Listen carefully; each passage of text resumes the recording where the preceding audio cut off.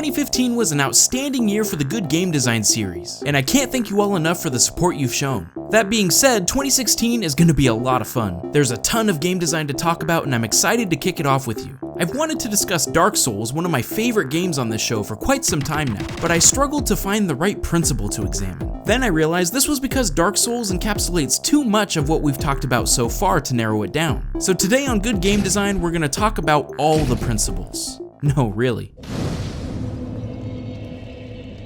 If you've never played Dark Souls, it is incredibly brutal. Many players are turned off to it because of how often you'll die and how quickly you can lose the souls you've collected. What I liked almost immediately about the game is how every enemy will attack you at once if you let them. It's really easy to get overwhelmed, but it's more realistic that way. Instead of your opponents just waiting around while you finish them off one at a time, they all have their own individual AI that wants to kill you, and they won't stop just because someone else is already trying. It's all about strategy and learning patterns. The only way to survive in this world is to learn from your mistakes and improve as a player. Figure out weaknesses and do your best to cling on for dear life as you get tossed around over and over again. The odds are definitely stacked against you, but that's very intentional. Even though the game doesn't hold your hand, it still does a phenomenal job of giving you the tools you need to succeed. Let's start by talking about the isolation principle. This is when a game will introduce a new enemy or hazard to you in an isolated environment, so you're not taken off guard by too many things being thrown at you at once. Dark Souls does this all the time with its more difficult enemies. It'll present them individually to you without having to worry about anything else. The Black Knights are some of the most feared enemies in the beginning of the game. They will almost certainly destroy you the first time you encounter them, but you're not required to fight them. They're out of your way, and you can only blame yourself if you provoke them. But it doesn't feel cheap because the controls are so intuitive. Every mistake is your own fault, and you don't have to worry about other enemies ganging up on you unless you rush through an area.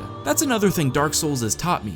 Patience. Every time I play this game, I'm reminded how if I get greedy and take an extra hit on an enemy, I'm almost always punished for it. If I try to just cut through an area without clearing the foes along the way, they will hunt me down and take me out. The game teaches you to take on adversaries one at a time so it's an even fight. Otherwise, you'll have a bad time. Many bosses aren't exempt from this rule either. The Titanite demon is a gigantic, scary-looking enemy with massive reach. But what's the environment you see him for the first time in? A big, empty room so you can learn its patterns without feeling cramped or required to fight him. You can run right past him if you want. I love this placement too, by the way. He's in a room right next to the blacksmith. You might be cooling down from your long struggle to the next bonfire, buying some items, and oh, what the heck? This is supposed to be a safe zone, man. It keeps you on your toes and makes you realize that no area is truly safe. You always have to expect the unexpected and be ready for anything. But seriously, any new area will give you an unfamiliar enemy to face off against in solitude, and then ramp up from there. Almost never will you fight a group of baddies without being equipped to handle them first. Even the regular undead, the weakest enemies in the game, don't fight back in the first hallway in the tutorial area. You can figure out how to attack without fear of dying. Speaking of tutorials, let's talk about the teaching without teaching principle. You start your journey in the Undead Asylum, and everything here is meant to train you. Sure, it literally tells you the button commands on the ground, but the layout is made in such a way to teach you through gameplay. The first encounter with the Asylum demon is fantastic. You do almost no damage to it, so you feel incredibly weak and hopeless. Remember that feeling, it's important. After escaping the fight, you get your shield down a long corridor so you can test out blocking arrows this guy is shooting at you. Then you get your sword to chase him down as he starts to run away. This boulder is crucial. It teaches you 3 things. 1, look out for hazards. This kind of thing might happen a lot in this game. 2, these hazards, though dangerous, can lead to secrets or rewards. You can't advance until you enter the hole in the wall that the boulder created. This way you get the Estus Flask, your main way of restoring health, and a key to continue. And 3, these rewards can help you open up shortcuts. The key not only reveals the way to proceed, but also unlocks the door to the first bonfire, so you don't have to backtrack as much. All 3 of these things will return as major themes in Dark Souls. Finally, the balcony is a perfect way to introduce plunging attacks to you. It tells you what to do, but wants you to try it for yourself here. This gives you a huge leg up in the ensuing fight. And now that you have proper equipment, you actually feel like you stand a chance. This makes the victory that much sweeter. You feel like you overcame an impossible obstacle. Your feeling of hopelessness turned to achievement. But the thing is, it was still really hard. This sets an important tone. You may be ready for the rest of the game, but don't expect it to be a cakewalk. Now, maybe you're thinking, that's too obvious, literal teaching with text prompts? Well, don't worry, it continues to use demonstration to instruct you throughout the game. This moment with the armored boar was when I fell in love with this game. This guy is way too hard, like good luck with him, but there's a side path you can take where he can't attack you. When you clear the roof and walk out on the bridge, you're rewarded with an alluring skull. What does an alluring skull do, you ask? I had no idea either, so the first time I played, I just used the item to see. But when I did, I threw a skull right onto this fire and the boar was drawn to it and burnt himself to death. You see, the item is placed in the perfect spot so that you can see how it works, even if it's by accident. It teaches you that if you're stuck in an area to look around and use the environment to your advantage. But no one was telling me this, I figured it out on my own, and it felt so much more accomplishing because of that. But teaching the player isn't the only thing that's subtle in this game. Let's talk about the silent storytelling principle. The narrative of Dark Souls is incredibly deep and vast, but you won't find most of it unless you go searching. Other than the opening cinematic, there really isn't anything to go off of. Some guy just tells you to go ring a bell of awakening and you go from there. You wouldn't think so in your first playthrough, but there's actually really complex lore in place. And the main way to find out about this is through item descriptions. You can read about all kinds of details and people from this text, and basically have to piece it together yourself. There are lots of channels on YouTube that cover Dark Souls lore much better than I could, so I would recommend checking them out if you're interested in that kind of stuff. Who is Havel and why is he important? Why is a place called New Londo in ruins? Who was the Duke? Or Sen? Or Artorias? Is that his pet dog? So many questions if you just play without looking around, but you can find the answers if you really search for them. The real morality principle is hard at work in this game too. You can kill anyone in Dark Souls, whether they're good or bad, vital for quests or not, and you'll often find a conflict between reward and consequence for doing so.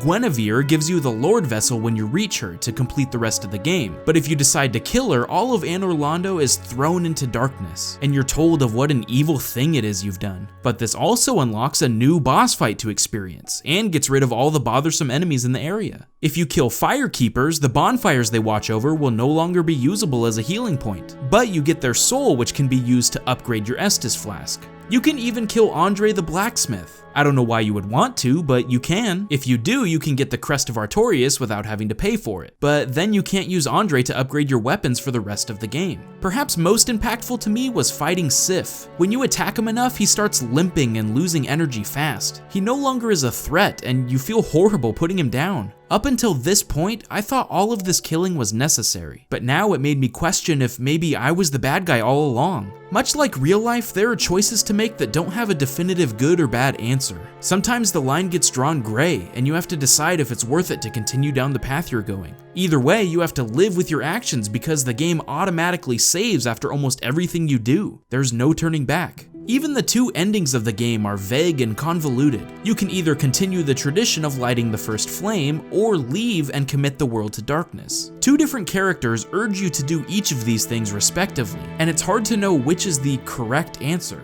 I still don't know if there's even a good way to beat the game, but that's the point. It's up for your interpretation, and makes you reflect on what you've done.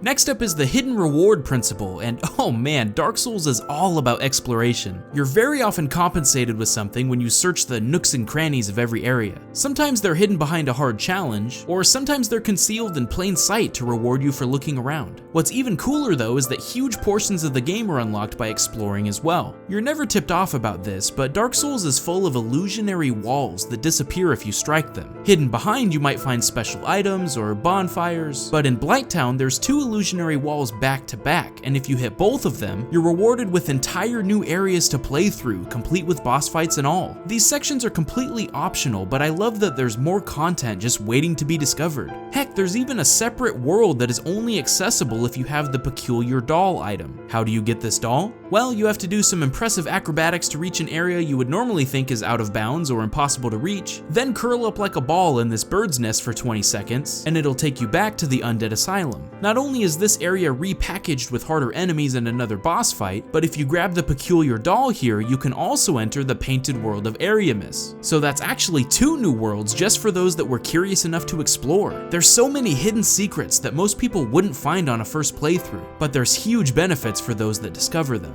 The growing stronger principle is present in many different ways here. Part of this principle was what I called the come back later method, where a path was cut off from you until you had stronger equipment, abilities, or items, then you could open the path and proceed, and Dark Souls uses this to a degree, but what was even more impressive was when they included this principle without any actual gating. First off, I was taken by surprise with how well the maps loop back on themselves in this game. The first time I got on this elevator in the Undead Parish and it brought me back to Firelink Shrine, it blew my mind. And shortcuts like this are all over the place in almost every area. It provides such an aha moment when you remember seeing this door before, but once you've gone farther in the level, you can open it up and get there faster if you die. Plus, it makes the game world feel authentic and helps you memorize the map layouts for backtracking. It gives you another path to take now that you've proved your skill in a specific section. Even better though is when the game will allow you to enter new areas, but show you that you're not ready yet by facing enemies that are much stronger than you. Most memorable for people was probably when they walked through the graveyard for the first time in Firelink Shrine. You've just started the game, but these skeletons are really hard, and they come back to life if you kill them. Maybe I'm not supposed to go here yet. The same goes for New Londo Ruins. It's completely accessible from the beginning, but you can't damage the ghosts here yet. It makes the walls the game puts up feel more organic.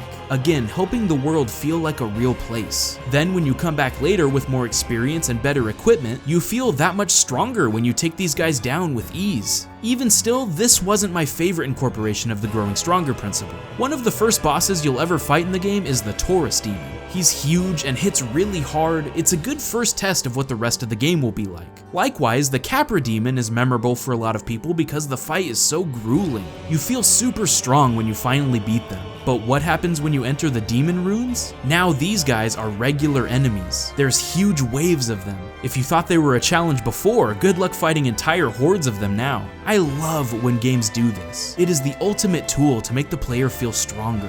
Now you take each one down in a couple hits, and all the trouble you had with them before feels that much more justified when you're able to take out that frustration on each of these guys. It not only makes the upcoming sections seem more ominous, like if they're guarding what's in there, it must be pretty crazy, but it helps you feel that much more equipped to handle them. It's genius. The motivational punishment principle?